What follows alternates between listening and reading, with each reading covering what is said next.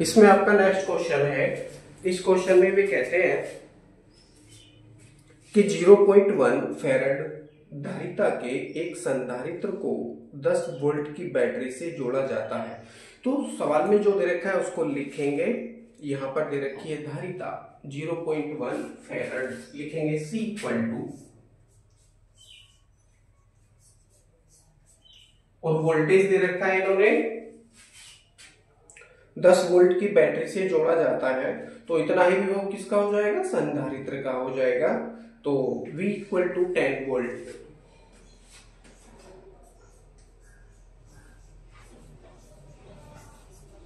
आगे पूछते हैं, बैटरी को हटाने के बाद इस संधारित्र को एक दूसरे अनावेशित संधारित्र से जोड़ा गया है। यदि दोनों संधारित्रों में आवेश बराबर वितरित होता है तो दोनों संधारित्रों में संचित ऊर्जा का मान ज्ञात कीजिए। इस ऊर्जा की तुलना पहले संधारित्र की प्रारंभिक अवस्था में संचित ऊर्जा से भी कीजिए। यानी ये पूछते हैं सबसे पहले कि जब इस संधारित्र को बैटरी से जोड़ा जाएगा तो उसमें कितनी ऊर्जा संचित होगी। तो देखते हैं प्रारंभिक ऊर्जा कितनी है। लिखेंगे पहले संधारित्र की प्रारंभिक ऊर्जा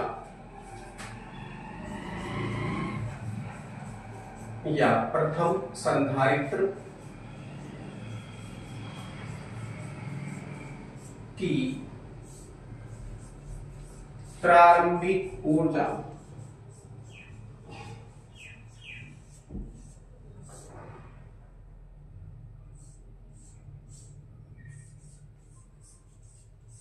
सूत्र है U इक्वल टू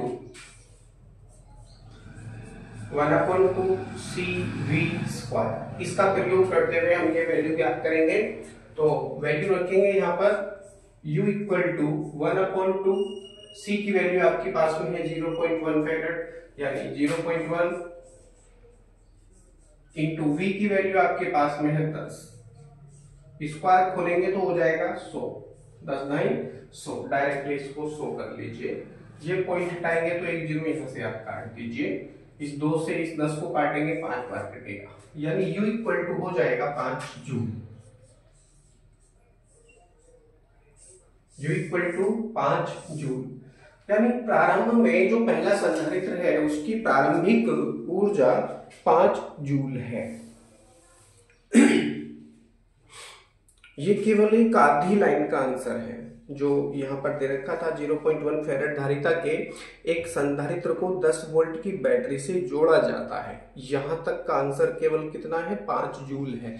यानी 10 वोल्ट की बैटरी से जोड़ने के पश्चात उस संधारित्र में कितना 5 जूल की स्थितिज ऊर्जा उत्पन्न हो जाएगी या संचित हो जाएगी। अब आगे पढ़ते हैं। बैटरी को हटाने के बाद अब देखिए 5 जूल की ऊर्जा उसमें आ गई है। 5 जूल की ऊर्जा आने के पश्चात उसको क्या किया इन्होंने? बैटरी को हटा लिया और उसके बाद संधारित्र को एक दूसरे अनावेशित संधारित्र से जोड़ा गया है। यदि दोनों संधारित्रों में आवेश बराबर वितरित होता है तो दोनों संधारित्रों में संचित ऊर्जा का मान ज्ञात कीजिए। अब देखिए दूसरे संधारित्र जो अनावेशित संधारित्र है उससे जोड़ने पर दोनों संधारित्रों पर आवेश बराबर बराबर वितरित होता है। ये ऐसा केवल तभी हो सकता है जब दोनों संधारित्रों की धारिताएं बिल्कुल बराबर बराबर हो। भाई आवेश की मात्रा बिल्कुल बराबर वितरित होती है, प्रश्न में भी दे रखा है आवेश बराबर वितरित होता है। तो इसका सीधा सा मतलब ये हो जाता है कि दोनों संधारित्रों की धारिताएं बिल्कुल बराबर हैं। अब प्रत्येक की प्लेटों के बीच वोल्टेज कितना हो जाएगा? आधा रह जाएगा। ठीक है, जब हम आवेशित संधारित्र को एक दूसरे अनावेशित संधारित्र से जोड़ेंगे तो उनकी प्लेटों के बीच में विभव बट जाएगा, क्योंकि धारिता उनकी बराबर बराबर है। तो बराबर बराबर वोल्टेज ही वितरित होगा, यानी वोल्टेज का मान कितना हो जाएगा? आधा हो जाएगा, V/2 हो जाएगा। अतः प्रत्येक संधारित्र की ऊर्जा लिखेंगे चौकी का चिन्ह लगाकर, दूसरे अनावेशित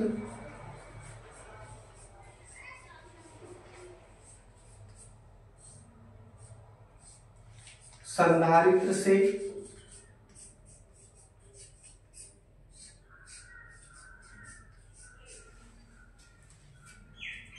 प्रथम संधारित्र को जोड़ने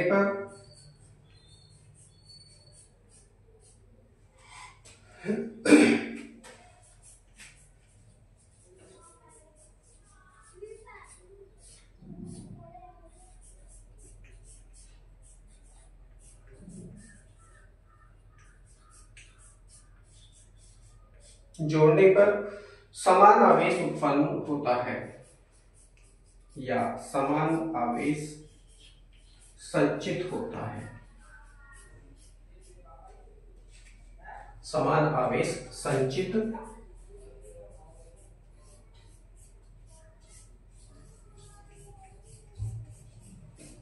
होता है। अतः दूसरे संधारित्र की धारिता भी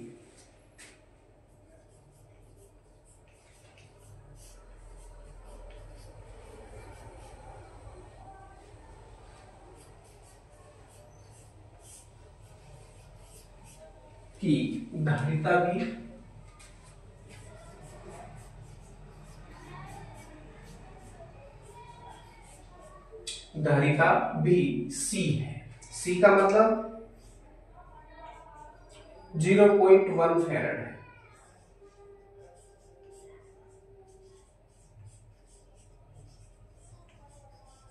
ही है। अब क्या होगा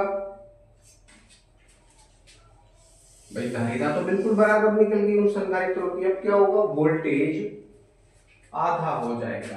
अब दोनों संधारित्रों, थ्योरी लिखनी पड़ती है भैया, कि प्लेटों के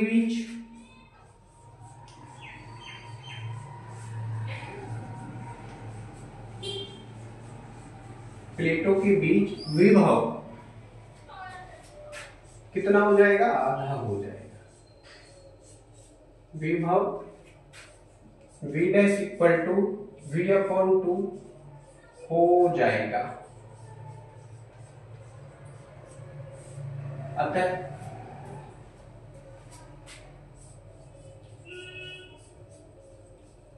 प्रत्येक संधारित्र में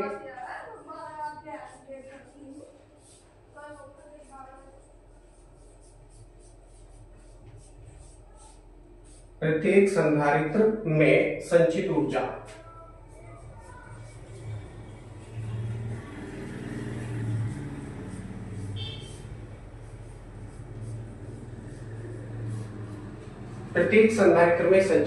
मैं एक बार थ्योरी पढ़ लेता हूं फिर से। दूसरे अनावेशी संधारित्र से प्रथम संधारित्र को जोड़ने पर समान आवेश संचित होता है। अतः दूसरे संधारित्र की धारिता भी C इक्वल टू 0.1 फैराड ही है। ठीक है, बिल्कुल। अब दोनों संधारित्रों की प्लेटों के बीच विभव कैसा हो जाएगा, आधा हो जाएगा। V dash equal to V/2 हो जाएगा। अतः प्रत्येक संधारित्र में संचित ऊर्जा U0 करके आप इसको दर्शाइए। तो U0 इक्वल टू कितना हो जाएगा, 1/2 C into V dash square, C into V dash square, ये हो जाएगा। इसका सीधा सा मतलब ये हो जाता है। आगे देखिए, वैल्यू रखेंगे यहाँ पर U0 इक्वल टू 1/2 C और V डैश की वैल्यू आपके पास में है V/2, क्योंकि वोल्टेज कैसा हो जाएगा, आधा हो जाएगा। तो V डैश के स्थान पर V/2 का प्रयोग करेंगे और इसका क्या हो जाएगा, होल स्क्वायर, ये हो जाएगा। अतः U0 equal to 1/2 into C, अब देखिए इसका स्क्वायर खोलेंगे तो ये हो जाएगा V²/4, V²/4। इस तरह से ये वैल्यू हो जाती है। अब मैं इसको साफ कर देता हूं।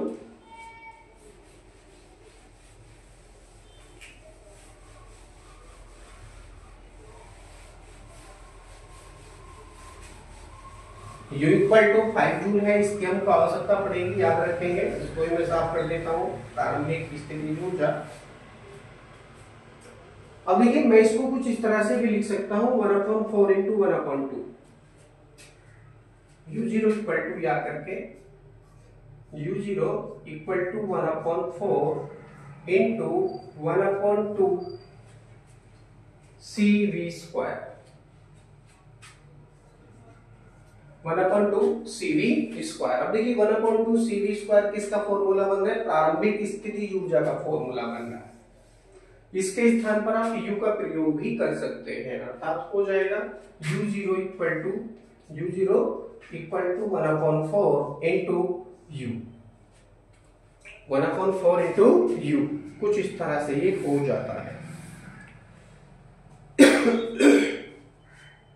अब u की वैल्यू आपने पहले फाइंड कर रखी थी, कितनी थी u की वैल्यू आपके पास में, u की वैल्यू आपके पास में थी 5 joule, u equal to 5 joule आपने पहले प्राप्त किया था प्रारंभिक ऊर्जा। तो u0 इक्वल टू हो जाएगा 1/4 इंटू 5, या करके आप लिखिए u0 इक्वल टू 5/4 जूल। ये दोनों संधारित्रों की स्थितिज ऊर्जा आ चुकी है आपके पास 5/4 जूल।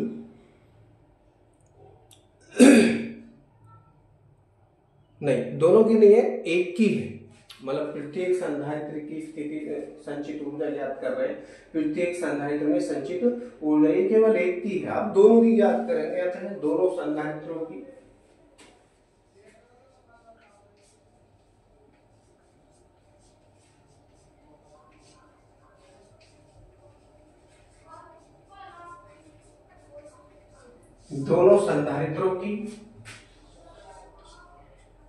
स्थितिज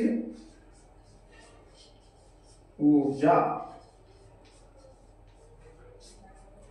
हो जाएगा u0 इक्वल टू 2 गुणा 5/4, 2 गुणा 5/4 यानी 2 से इसको मल्टीप्लाई कर देंगे तो क्या हो जाएगा, इस 2 से इस 4 को काटो 2 बार कटेगा, ये हो जाएगा u0 इक्वल टू 5/2 जूल, या करके आप लिख सकते हैं इसको 2.5,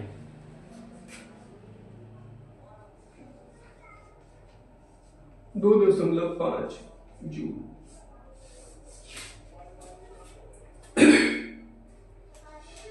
जोड़ने के पश्चात दोनों की स्थितिज ऊर्जा u0 इक्वल टू 2.5 जूल हो जाती है। अब आगे पूछते हैं इसी में, इस ऊर्जा की तुलना पहले संधारित्र की प्रारंभिक अवस्था में संचित ऊर्जा से भी कीजिए, अतः कुल ऊर्जा तथा पहले संधारित्र की प्रारंभिक ऊर्जा में अनुपात।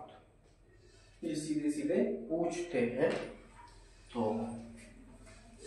याद कर लेंगे।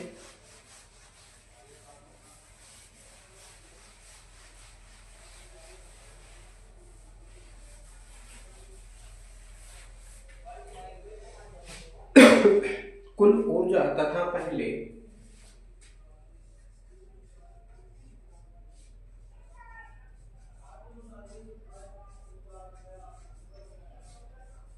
या प्रथम संधारित्र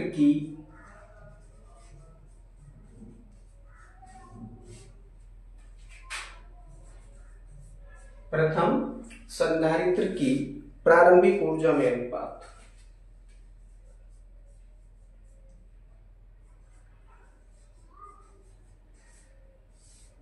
प्रारंभिक ऊर्जा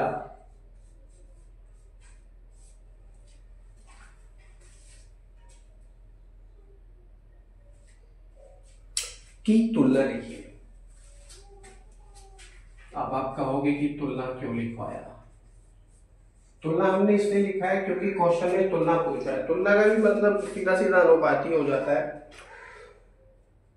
क्वेश्चन में जो चीज पूछी है वही हम लिखते हैं ज्यादातर, तो ज्यादा बेहतर रहता है। हो जाएगा u/u0।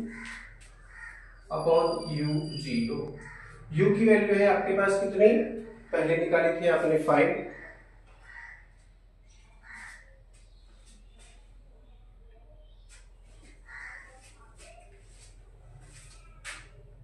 u की वैल्यू कितनी है 5 और u0 की वैल्यू कितनी है आपके पास 2.5। काटेंगे तो ये 2 बार कटेगा और ये 1 बार कटेगा, 2/1 हो रहा है, या करके आप इसको लिख सकते हैं u0 upon u equal to 1/2। ये दोनों में संबंध हो जाता है, दोनों की तुलना हो जाती है। इसका सीधा मतलब क्या हुआ, जो इसकी अंतिम स्थिति ऊर्जा है u0, या फिर आप इसको u या करके u इक्वल टू अगर करेंगे यहाँ से, तो u का मल्टीप्लाई 1 से होगा तो u हो गया, इसका मल्टीप्लाई 2 से होगा तो 2u हो गया, 2u0। कुछ इस तरह से भी ये संबंध इनका स्थापित हो जाता है।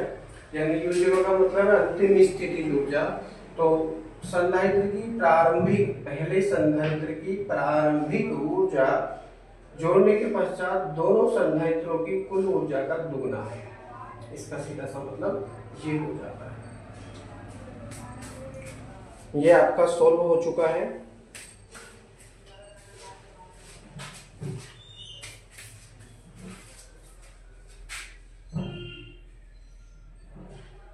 ओके, अगला क्वेश्चन अगली वीडियो में।